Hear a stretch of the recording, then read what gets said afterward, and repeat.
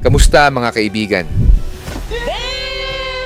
Sa isang lungsod na puno ng aksyon, isa ang Okada, Manila sa pinakamalaking pasabog.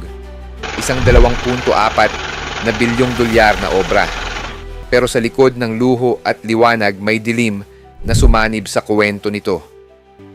Tinaguri ang Tiger of Manila. Pinangarap niyang gawing Las Vegas ng Asya ang Pilipinas. At dito na ipanganak ang Okada, Manila.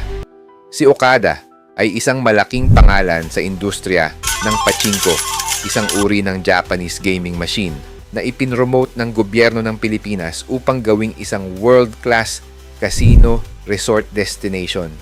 Ang Okada, Manila ay ang pinakamalaking proyekto, pero ang paraiso may kasamang bagyo.